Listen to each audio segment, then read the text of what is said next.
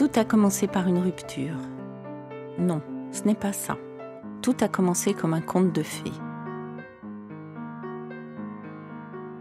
Née dans le berceau du cinéma, ma marraine s'appelle Nadine Trintignant et ma mère travaille avec François Truffaut comme monteuse. J'ai une jeunesse dorée. L'été, vacances à la mer. L'hiver, vacances à la montagne. Jeunesse de gosse de riche qui cache une grande solitude et un profond mal de vivre. Petit rat de l'opéra à 11 ans, puis comédienne dans Les Mille et une nuits de Pasolini à 14 ans.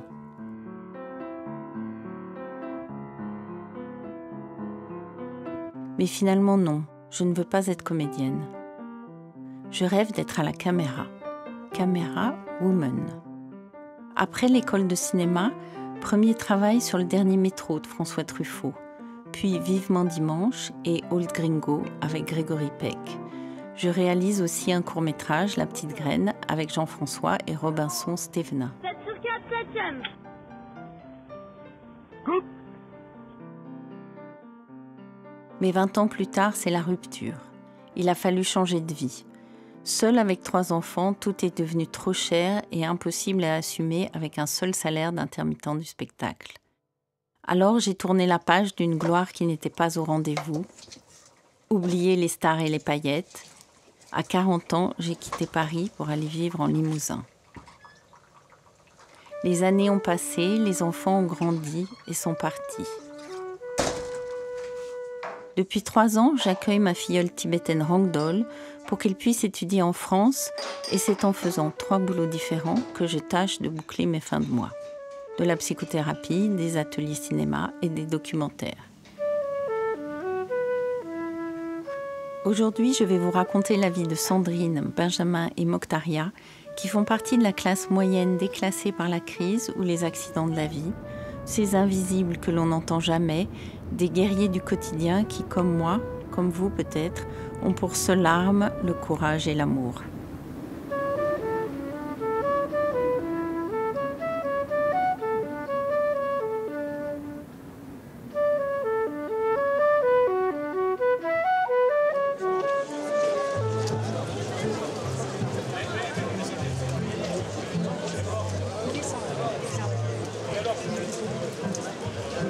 Nous sommes ici aujourd'hui pour dire qu'ici en France, ici, à Limoges, comme partout dans le monde, d'autres choix sont possibles.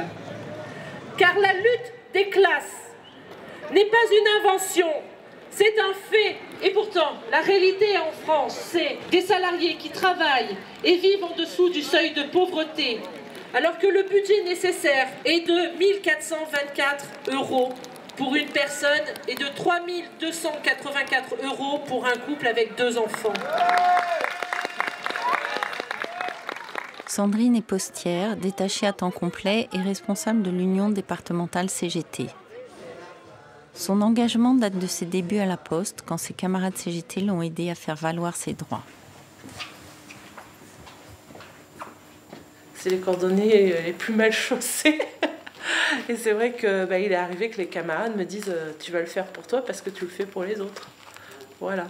Parce que c'est vrai que des fois notre vie perso elle peut des fois passer au second plan, mais en fait quand on est un militant, je dirais c'est pas un militant, c'est la famille, c'est tout le monde qui est engagé derrière un militant. Il n'y a pas un militant, c'est des militants.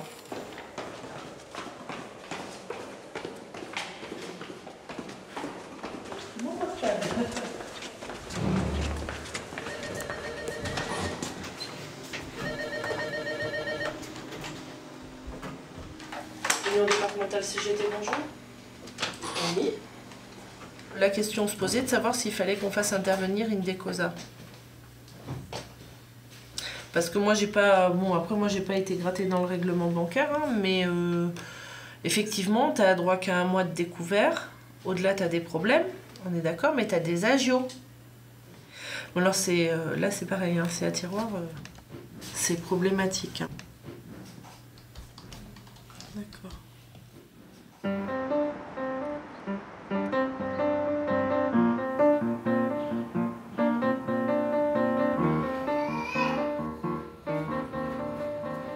Après son divorce, Sandrine a vécu seule avec son fils Quentin pendant 10 ans. Il est chouette, tu vois.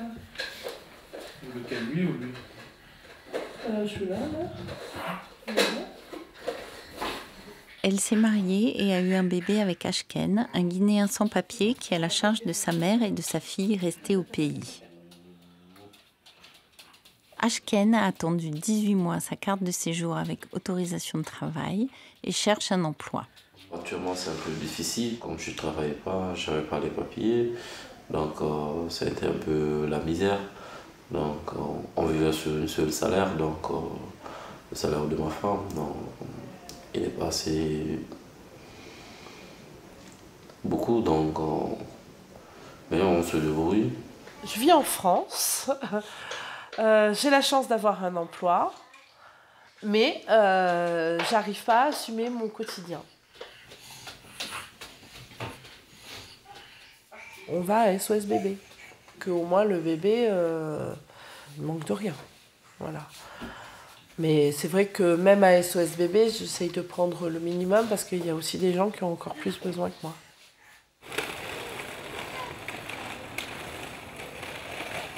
Sandrine gagne 1 500 € par mois.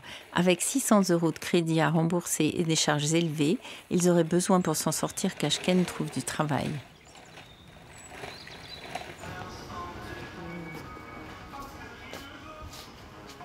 Tout à fait au début, quand on était en couple, quand j'étais jeune, je travaillais. Même après, quand on avait Quentin, on y arrivait à peu près.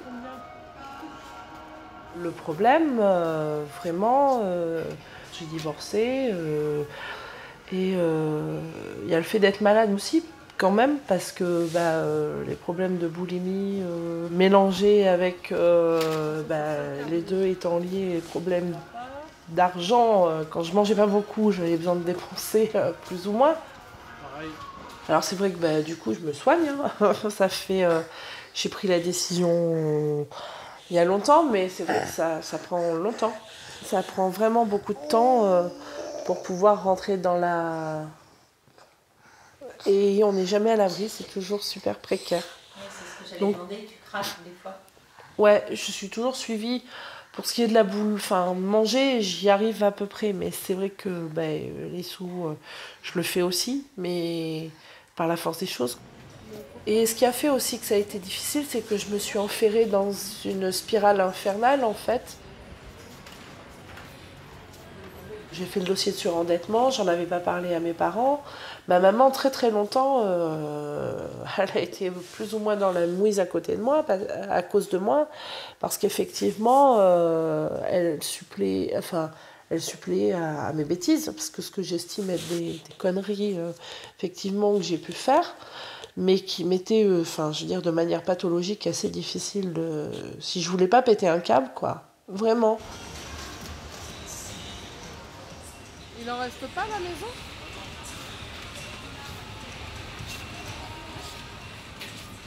Il est arrivé que ce soit une copine qui me dise « Écoute, maintenant ça suffit, la situation ne peut plus durer comme ça, tu te bats tous les jours pour les autres, et puis toi tu fais rien. » Donc elle m'a accompagnée, et elle est venue avec moi chez Assistance Sociale. Elle m'a dit « Tu vois, si mon mari venait à partir, je serais dans la même situation que toi. Et j'aurais rien fait de mal. Simplement, je me serais occupée du quotidien, quoi. Mes dépenses n'ont pas augmenté, voire elles ont réduit. Je me suis habituée à vivre avec des dépenses réduites et pour autant, ça devient de plus en plus difficile. Que ce soit au niveau des charges, l'ensemble des charges qui augmentent, alors que... et pour moi, la voiture, je la prends plus pour sortir les week-ends. On reste là, les week-ends. On prend plus la voiture, alors qu'un de nos plaisirs, compris avec Quentin, c'était d'aller se promener en forêt, d'aller faire des grandes randos, ou tout simplement d'aller se balader, de rester au bord de l'eau et d'en profiter. Du coup, à chaque fois qu'on voudrait se faire quelque chose, par exemple, je sais pas moi, un McDo, quelque chose de normal, on peut le faire une fois, mais tous les 3-4 mois, quoi. Sinon, après, on est dans le rouge, ensuite on mange du riz toute la semaine et on n'a pas de dessert, enfin... Voilà, même le matin, on peut même pas prendre de petit-déj. Enfin, au niveau du budget, c'est vraiment... c'est la crise, quoi. Il n'y a pas d'autre mot. Du coup, moi, je sais pas comment faire, parce que moi, de toute façon, j'ai que 16 ans, je peux rien faire. Même pas travailler, parce que... Au début, moi, après mon anniversaire, je voulais voir pour aller à la poste pour de l'argent, pour voir si ça peut pas améliorer le quotidien. Mais moi, je peux rien faire, là. Moi, je suis là, bonjour, je sers à rien. Voilà, je suis juste en train de manger. J'ai l'impression de grignoter une partie de ce que gagne ma mère, du coup, parce que même des fois, elle peut pas me donner d'argent de poche tellement c'est serré. Du coup, je me retrouve tout le temps en train de me faire payer des trucs par les copains et c'est gênant, quoi. J'ai l'impression d'être le gros assisté du groupe et du coup, je me retrouve dans une zone à côté, en fait, avec les copains. Il y a ceux qui sont devant la caisse pour payer et il y a moi qui suis juste à côté en attendant que ça se passe. Elles sont pas plus chères. Hein. L'autre côté. Elles sont à 2,59. L'autre côté. L'autre côté moins cher, l'autre côté bien. Du coup, si on pouvait avoir quelque chose, je sais pas, par exemple, on va dans un magasin, quoi, si on pouvait avoir quelque chose qui nous permette, je sais pas de pas payer la viande ou quoi, mais au moins la payer à moitié prix, ça ferait déjà du bien, quoi, parce que là, on en est au niveau, c'est même dur de s'acheter à manger, quoi, c'est pas vivable. Pour moi, c'est de l'esclavage modernisé, c'est n'importe quoi.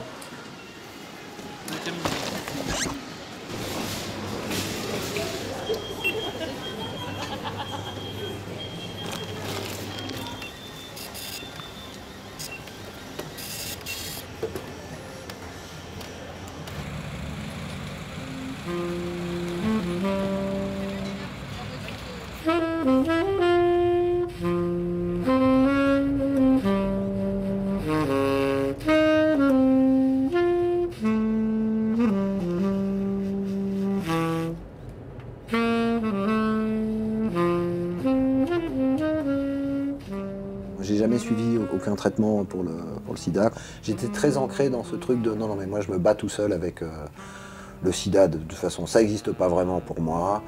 Moi je le sens pas donc on me dit que je suis malade machin etc. Mais je ne sens pas vraiment que...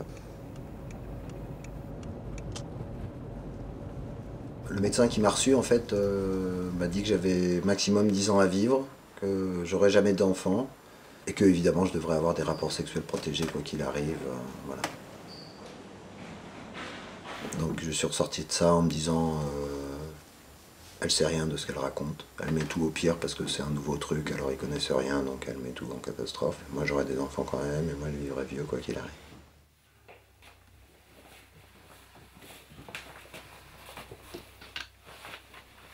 Et j'avais une fascination complète pour la culture tibétaine et j'avais lu qu'il y avait des très grands médecins là-bas et donc quand mon système immunitaire s'est complètement cassé la gueule en fait j'ai décidé que je partais dans le nord de l'Inde. J'ai rencontré un ancien médecin du Dalai Lama, Yeshidon Denla, qui était un très grand médecin, qui m'a dit « Moi, je peux vous maintenir un système à peu près en état, mais il y a un moment où ça s'écroulera et à ce moment-là, il n'y aura pas d'autre choix que la médecine occidentale. Quoi. Mais oui, je peux faire quelque chose pour vous pendant un certain temps. » Donc j'ai commencé à soigner tout ça avec la médecine tibétaine, qui effectivement a remonté mes défenses et m'a permis de vivre encore quelques années, d'attendre en tout cas qu'ils trouvent des traitements moins violents, quoi.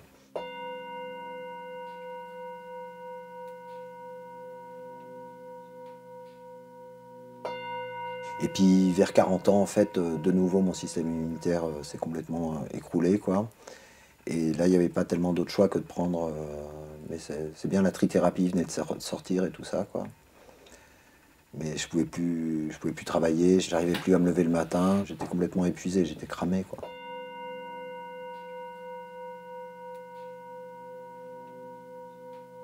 Moi, j'ai été élevé dans une famille où la loi était très très importante, où c'était vraiment... Mes parents étaient protestants, donc il y avait vraiment ce qui se faisait, ce qui se faisait pas, et c'était des lois qui étaient complètement intangibles. Et il y avait des lois pour tout. Il y avait comment on parlait, comment on s'habillait, comment on se comportait, comment... il fallait obéir tout le temps, etc. Donc très rapidement, moi j'ai développé une allergie à l'obéissance. Et après ça, j'ai commencé à développer même un certain attrait pour tout ce qui était interdit. Et après, j'avais cette idée que la vie que je voyais là autour de moi et qu'on me proposait ne me plaisait pas du tout. Et que donc j'allais être quelque chose de différent. Et donc différent dans la fin des années 70 et le début des années 80, il y avait une voie royale pour être différent, c'était toxicomane. J'avais 17 ans, j'avais commencé à être héroïnomane, enfin j'avais... Et ouais, j'ai été infecté à ce moment-là en fait, parce que c'était une époque où les seringues n'étaient pas en vente libre, donc quand on avait une seringue, elle durait 1 mois et elle était partagée par 3, 4, 5 personnes.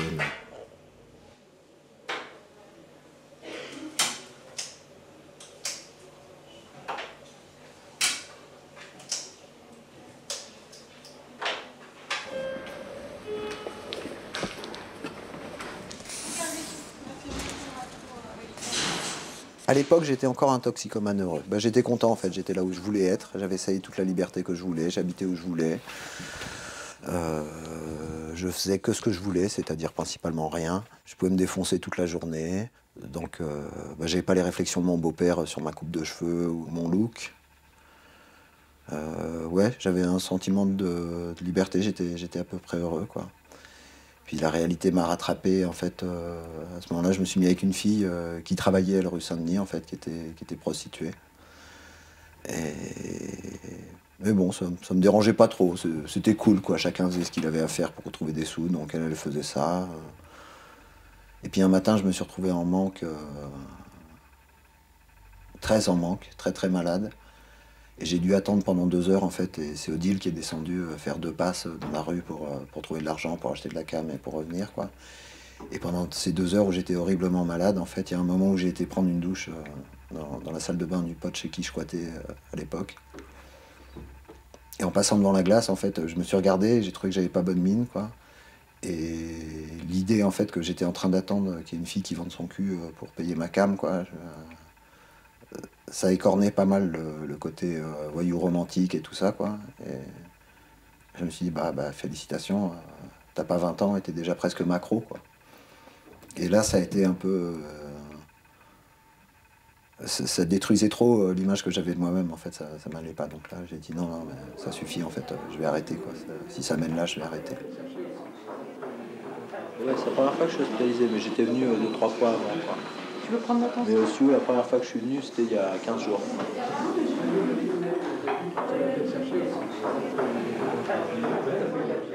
Quand je suis arrivé dans cette post-cure, il y avait ce que j'avais pris pour une encadrante. On appelait ça des encadrants à l'époque, de la gentillade, puisque c'était le nom de la post-cure.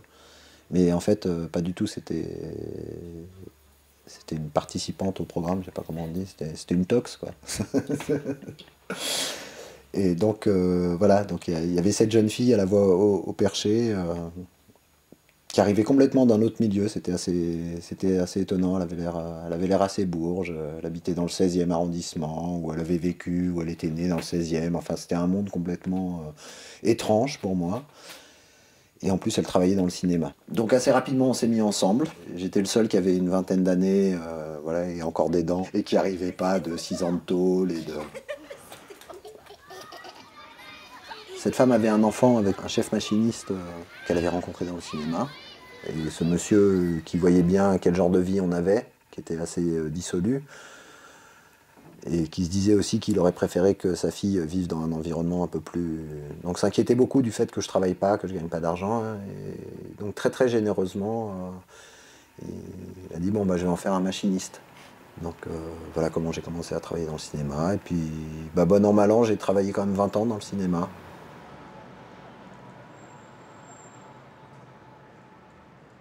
Entre-temps, j'avais eu 2 enfants avec la même fille que j'avais rencontrée dans la post-cure et qui m'avait emmené dans le cinéma, qui assez courageusement ou assez inconsciemment avait accepté de faire 2 enfants avec un séropositif, ce que j'avais trouvé encore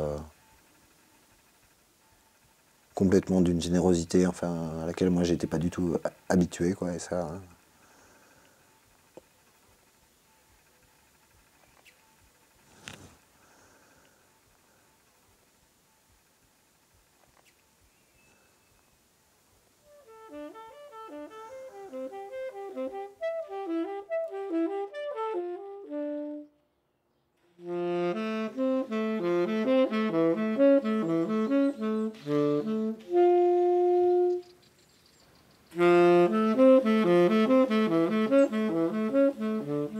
Elle avait décroché aussi avec le temps, on s'était séparés avec le temps. Elle s'est installée dans le Limousin avec nos enfants, puis à ce moment-là, je me suis dit, mais pourquoi pas le Limousin, après tout, je serais près du centre bouddhiste, je serais près de mes enfants. Donc j'ai opté pour le Limousin et je suis venu vivre ici.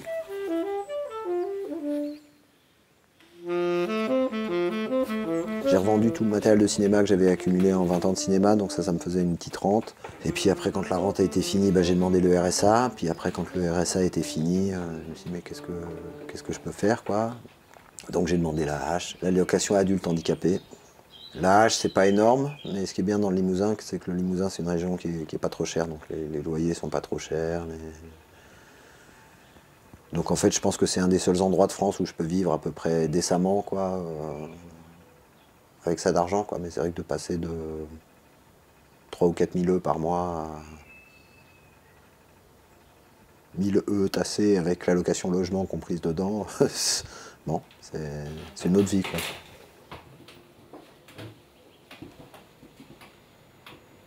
Si je devais payer le traitement tous les mois, en fait, il ne me resterait pas 1 € pour vivre. Donc c'est quand même une grande chance, effectivement, d'être dans un pays où, en même temps, on peut ne pas payer son traitement et en même temps, on peut avoir une allocation et on peut vivre quand même. On n'est pas complètement abandonné à soi-même. C'est un des très bons côtés de la politique sociale en France. Donc on peut être heureux de ça.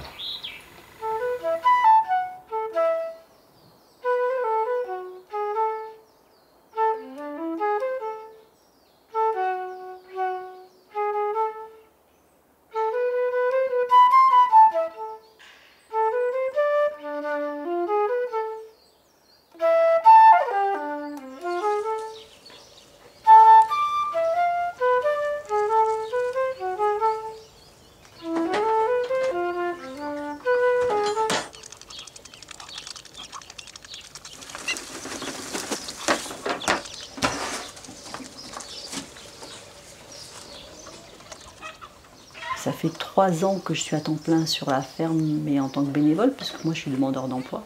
Ça m'a permis de consacrer mon temps au développement de cette activité, parce que avant je travaillais dans l'association pour laquelle je faisais l'accompagnement, et c'était impossible, c'est-à-dire j'allais travailler à Limoges tous les jours, donc je travaillais toute la semaine. Le soir je rentrais, je chaussais les bottes, je m'occupais des animaux, enfin c'était au bout de 2 ans j'en pouvais plus, quoi.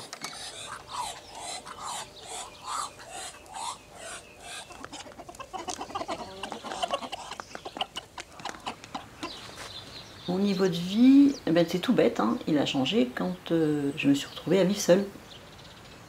J'avais un chéri, que je n'ai plus. Et c'est vrai que quand on était deux, c'est plus facile, parce qu'il y a quand même des ressources en plus, quoi. Donc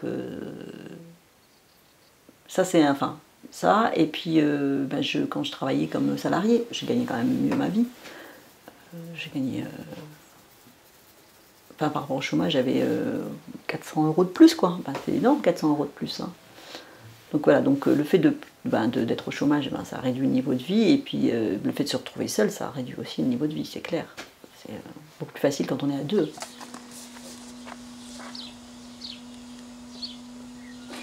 Je suis née en Algérie, et mes parents sont algériens d'origine. Le fait d'être issu d'ailleurs, c'est une richesse et une force en soi. Les gens qui émigrent sont les personnes les plus débrouillardes.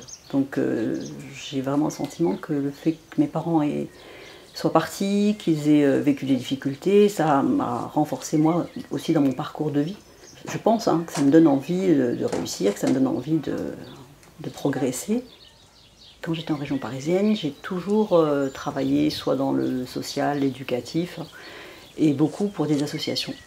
Donc ce qui fait que ce qui m'intéresse vraiment, c'est l'humain, c'est les relations, c'est ce qui peut se passer avec des personnes, et aussi beaucoup avec les enfants et les jeunes, parce que je pense que c'est des graines qu'on sème, donc qui poussent, et j'ai envie de participer à leur construction.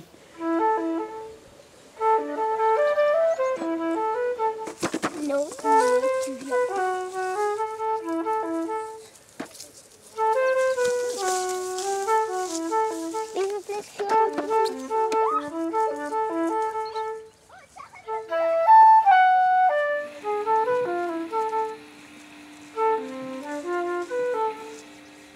Moi, j'ai créé une association avec des amis il y a plus d'une dizaine d'années maintenant, et avec comme objectif de créer une ferme pédagogique dont le support serait le maraîchage et l'élevage d'animaux. La ferme étant un support pour pouvoir faire de l'accueil de groupes d'enfants et des familles, et plus particulièrement des personnes qui habitent les quartiers, donc les quartiers dits en difficulté, hein, ce qu'on appelle quartiers difficiles, pour permettre à ces enfants et à ces familles de découvrir autre chose, quoi, de voir que la vie, elle ne se limite pas à des bâtiments, qu'on peut vivre différemment et mieux aussi dans un autre environnement qui est la campagne, le milieu rural, et travailler sur toutes les représentations qu'ont les gens de la ville, particulièrement des quartiers sur la ruralité, qui est quand même perçue comme quelque chose de rétrograde, on va dire ça comme ça. Mais aussi dans l'autre sens, c'est-à-dire de permettre aussi aux gens au milieu rural de découvrir que les gens des quartiers, c'est pas tous des délinquants, c'est de faire cette rencontre dans le cadre d'une espèce d'échange ville-campagne autour d'activités sur la ferme. Comme ça. Ah, je vais pas avoir assez de toi, t'es plus grande. Viens là, Jivan. Oh non, regarde, encore, allez. Qui c'est qui a appris, allez, vous montez et descendez. Voilà. On ramener chez vous?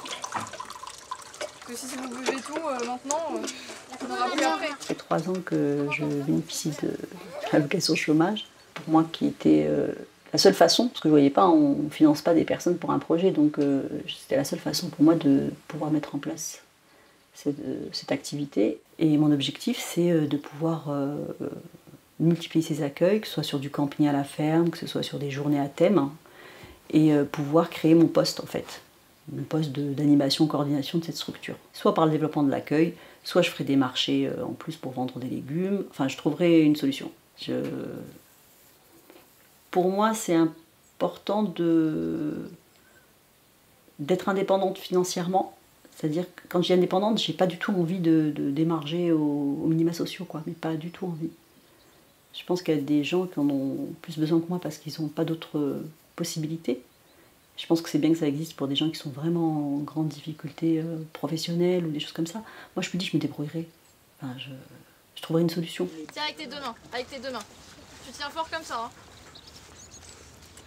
Oui, il est doux, lui. Il n'y a plus de... Allez, merde.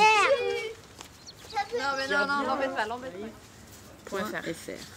Okay. Je t'envoie le projet potager, tu regardes si ça t'intéresse, si ça te plaît.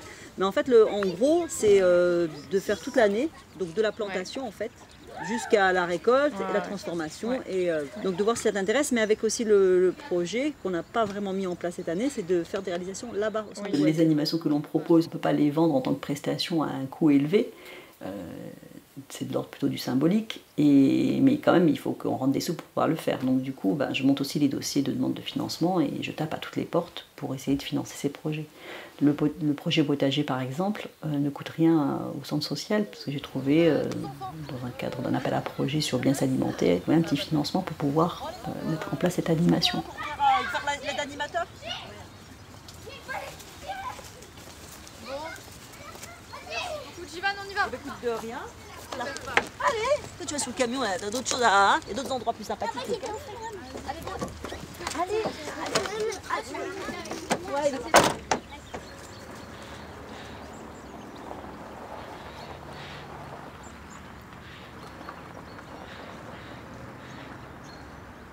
je vis seule, mais j'accueille Ali, donc qui est un jeune d'origine afghane et qui est venu en tant que mineur isolé en France. Donc il a fait tout le périple du voyage à travers différents pays dans des conditions extrêmement difficiles. Et c'est un jeune donc, qui était à Limoges et qui est scolarisé toujours à Bellac et qui n'avait pas de lieu où aller le week-end et les vacances scolaires. Donc suite à une discussion avec une amie qui est éducatrice, qui m'en a parlé en me disant voilà, c'est un jeune qui est chouette et qui n'a pas où aller le week-end et les vacances. Est-ce que ça te dit de l'accueillir? J'ai dit ouais, pourquoi pas. Et puis du coup, voilà, ça fait maintenant plus d'1 an que j'accueille Ali ici chez moi, donc qui vient toutes les vacances scolaires et les week-ends, et on s'entend très bien. Et en gros, je l'ai adopté, quoi. C'est un peu mon fils adoptif.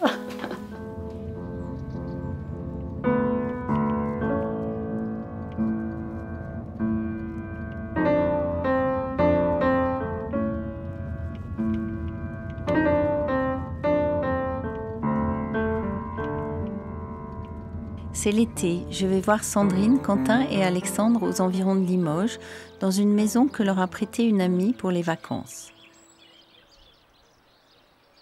Ashken n'a pas pu venir, il a trouvé du travail en intérim. 3 heures de ménage par jour et la cueillette des pommes. Bah dis donc, on l'a étendu tout à l'heure, c'est déjà sec. Avec 1 700 € par mois, allocation familiale comprise, Sandrine est dans la survie permanente. Cela se ressent surtout au niveau de la culture et des loisirs.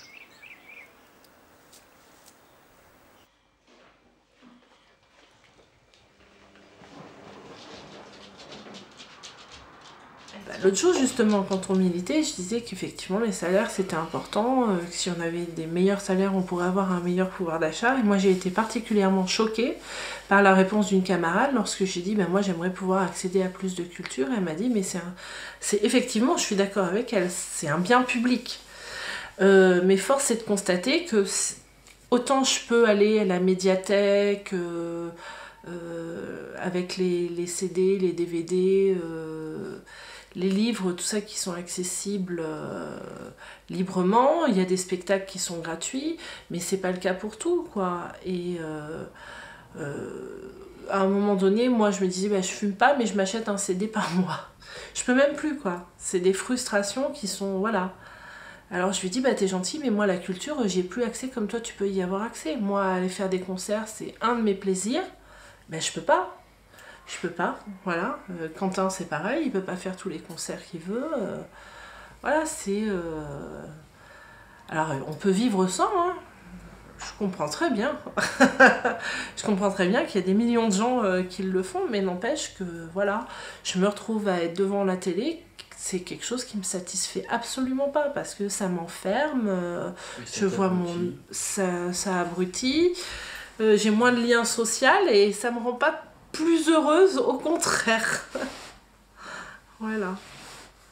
Aller boire un café ou un verre en ville, moi j'ai honte des fois quand... maintenant je finis par avoir honte, quoi.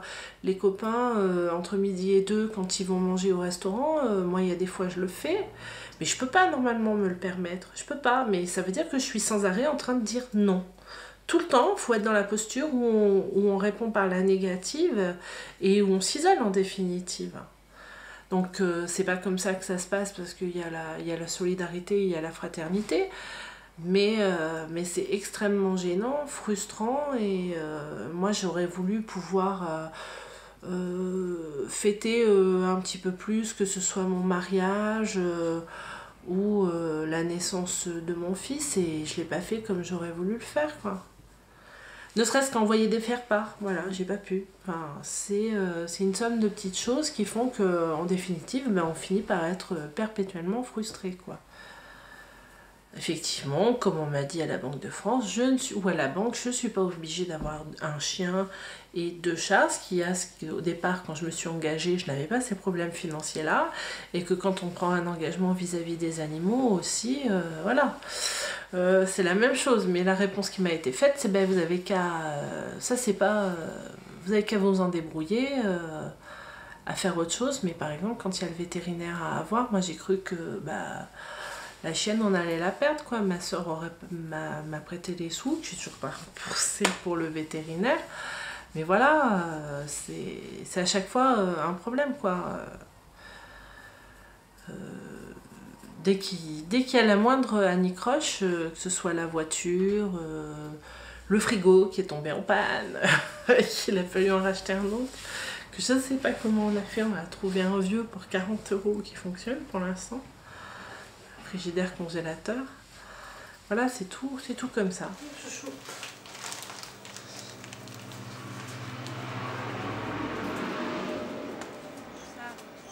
Ça arrive, mon cœur. Regarde, ça y est. Ça y est.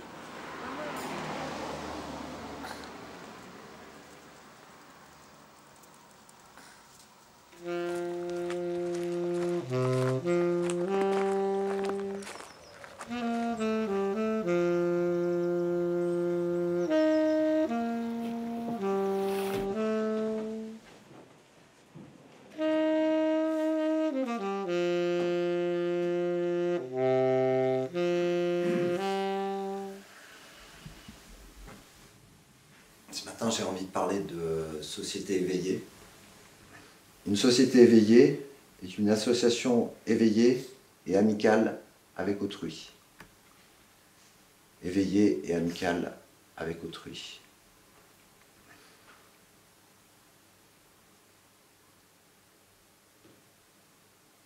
Pour moi, être éveillé et amical avec autrui, en fait, ça passe forcément par être un peu éveillé et amical avec tous ces autrui que j'aime pas et qui sont à l'intérieur de moi.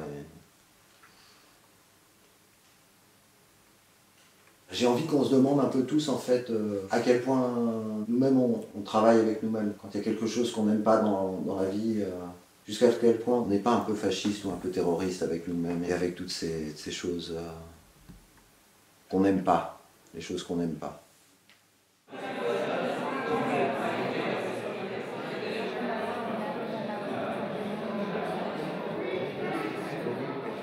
En fait, là, sur les 8 dernières années, j'ai vécu principalement seul ou avec ma chèvre. Mais il y a 4 ans, au cours d'un voyage en Inde, en fait, je me suis marié avec une Tibétaine.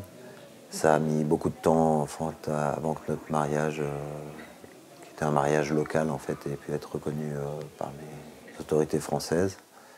Et donc, on a passé beaucoup de temps à s'écrire. Et finalement, elle a pu venir en France, elle a pu avoir un visa l'année dernière. Et donc, depuis 1 an maintenant, elle est arrivée et on a pu enfin commencer à vivre ensemble.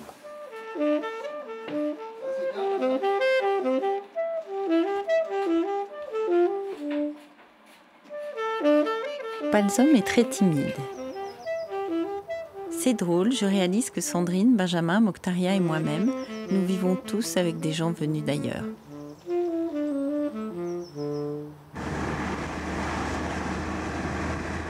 Et elle apprend le français toujours Elle est toujours à son école et il y a un truc qui est bien aussi, c'est que maintenant c'est plus moi qui paye l'école, mais que c'est le conseil général en fait qui règle directement les cours de français. Et ça c'est bien parce que c'était voilà, quand elle est arrivée, on avait à cœur qu'elle apprenne le français, mais c'est vrai qu'en même temps ça a fait des mois assez difficiles. Mais bon, tout a fini par s'arranger, c'est une bonne chose et elle commence vraiment à bien parler français.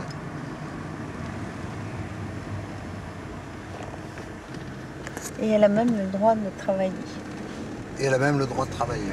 On va le 16 à la préfecture. Pour, je pense, recevoir la carte de séjour. Jusque-là, on avait juste un récépissé de carte de séjour, mais avec lequel elle pouvait déjà travailler. Mais en fait, l'idée, c'est pas qu'elle travaille tout de suite parce que elle a vraiment... ça serait bien qu'elle trouve un vrai bon travail.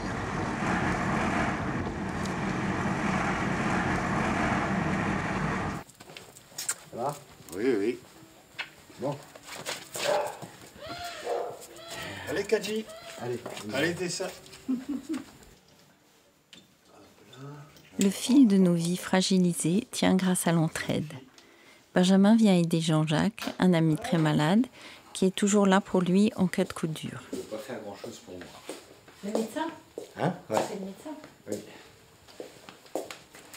Donc voilà, le café est prêt. Bien. T'aides avec quoi alors, Benjamin? Des bricolages dans la maison ou d'autres choses? Promener le chien quand moi je suis trop fatigué pour le faire. Me couper du bois. Changer les ampoules. Et entre toutes ces activités, boire du café, discuter de ce qui se passe dans le monde, comment on se sent, les illusions qu'on a.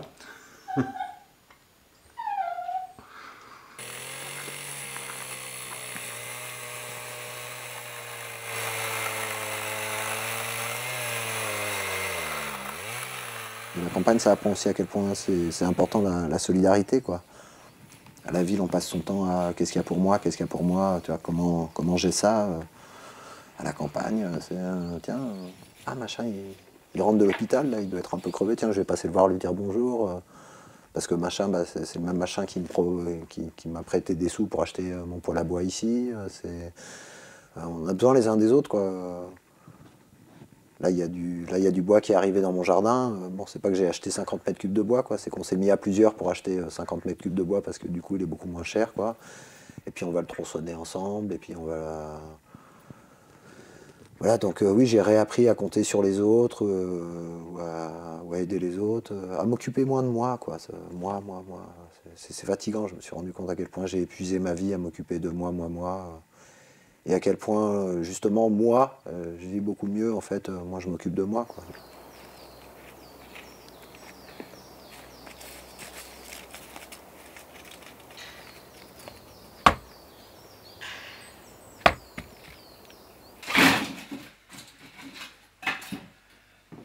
Allez, Rose, dehors.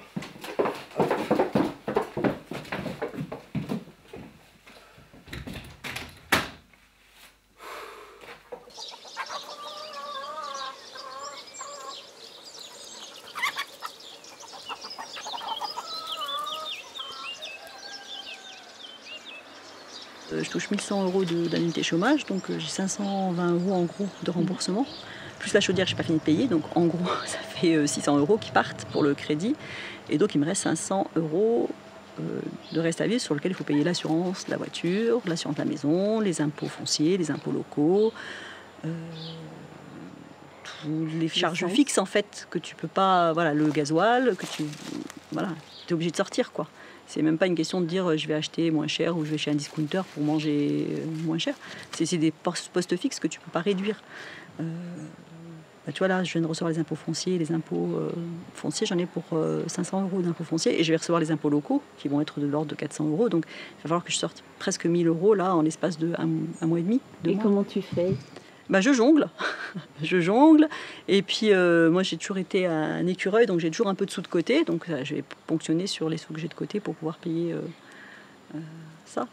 Il n'y a personne qui t'aide en cas de coup dur? T'as pas quelqu'un qui te prête des sous? Si. Moi, j'ai un réseau d'amis quand même important. Et puis, j'ai des amis vraiment, quoi. C'est-à-dire que si vraiment je suis dans la galère financière, je passe 2-3 coups de fil et j'ai l'argent, quoi.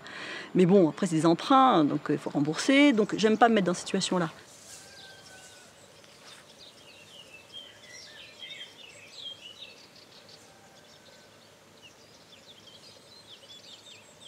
Toute la période où il y a les légumes, je me nourris avec ce que produit la ferme.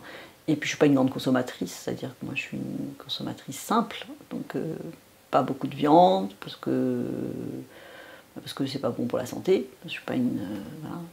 Et puis pas des produits. Enfin, moi je suis vraiment dans le cadre de manger ce que je produis, donc je mange des choses simples, quoi. C'est pas. Non, la nourriture n'est pas un poste de dépense énorme. Et les vêtements? Non plus. Je suis pas du tout vêtements. Je veux dire, ça m'est complètement égal. Dans mon poste de dépense, alors on va dire le plus important, entre guillemets, c'est la culture. Moi, je suis une passionnée du spectacle vivant.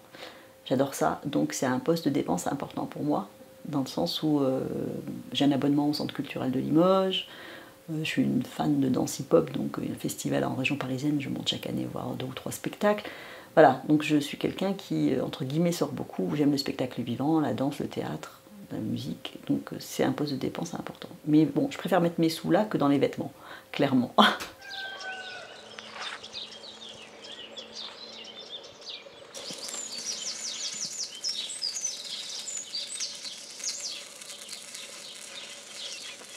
Pour faire le tour, que ça puisse tenir.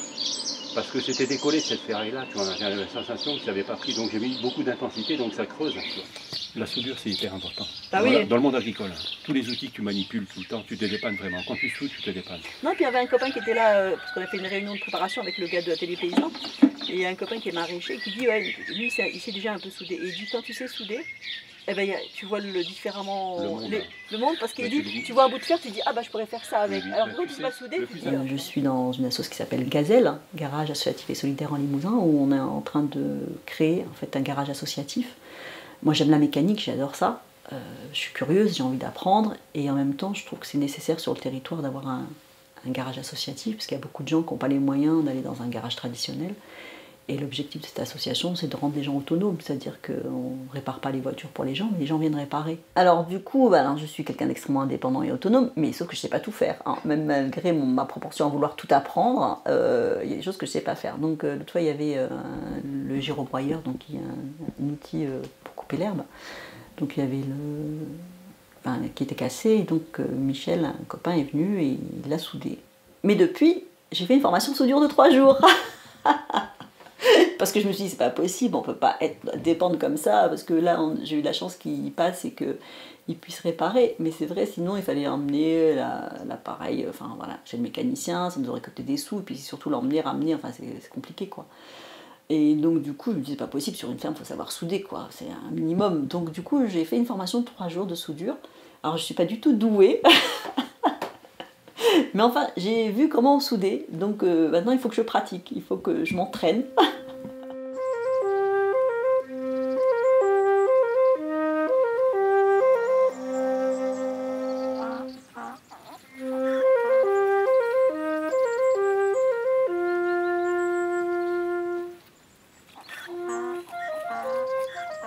Je m'aperçois que plus je vieillis et moins je gagne d'argent. Donc voilà, et les gens c'est le contraire, c'est-à-dire leur progression professionnelle fait que plus ils vieillissent, mieux ils gagnent leur vie. Moi c'est tout à fait l'inverse, c'est-à-dire je gagnais beaucoup mieux ma vie il y a 10 ans que maintenant, ça c'est clair. Mais bon, c'est un choix, c'est-à-dire moi ma valeur c'est pas l'argent, ma valeur c'est l'humain. Ce qui me plaît moi c'est de faire avec les gens. Et ça rapporte pas d'argent, ou rarement en tout cas. Mais c'est ce qui me plaît, et donc je préfère vivre avec moins de choses, matériellement, mais faire ce que j'aime, quoi. Parce que la vie, elle est trop courte, on peut pas se... Enfin, moi, je peux pas me résoudre à aller faire des choses pour le fric.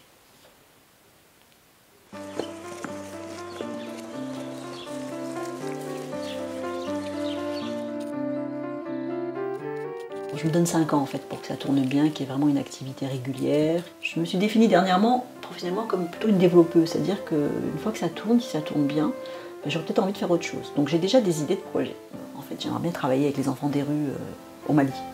Donc j'ai soit ce projet-là, soit l'association ici développe d'autres choses, et peut-être je resterai pour développer ces choses. Donc, mais ça bouge, en fait, dans 5 ans.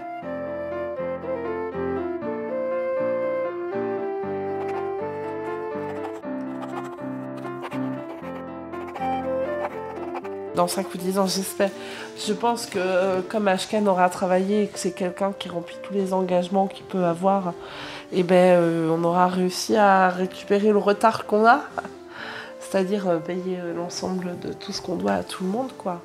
Être clean et puis pouvoir avoir ma petite belle-fille à la maison, qu'on puisse lui payer les études, à la maison ici ou ailleurs d'ailleurs. J'espère que Quentin il trouvera sa voie professionnelle. S'il y a besoin de payer des études, qu'on pourra l'aider à lui payer des études et que tout le monde aille bien. Voilà.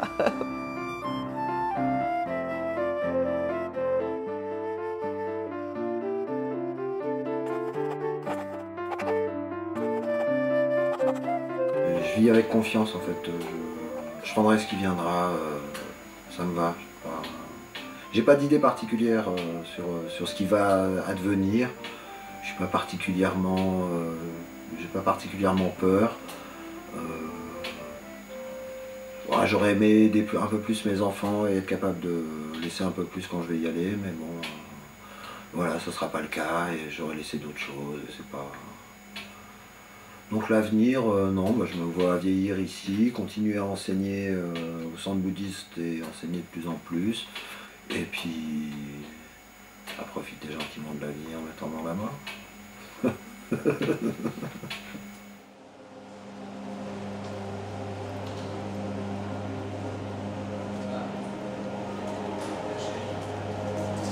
Ah non, non, non. Oh. Non, tu baisses ça. Ici, on est dans un endroit où on regarde les choses avec les yeux, maman. Pour moi, le film s'arrête là. Chacun va continuer à dérouler le fil de sa vie. Aujourd'hui, quand je repense à la mienne, ce que je vois de plus précieux, c'est Michel, mon amour. Ce sont mes enfants et la relation d'amitié que j'ai gardée avec leur papa. Tu reconnais? Tu l'as reconnu? Oui. Le poisson d'Ilan Bébé. Voilà, son poisson à musique. Poisson à musique. La la la la la la la la la la la la.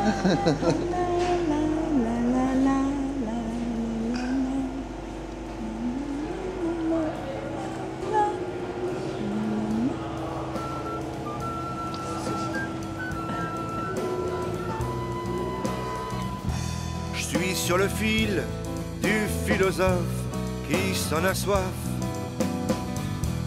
Le funambule qui préambule ses idées noires. Et je salue la libellule, le tamanoir. Le porc salue les renoncules, les gens du soir.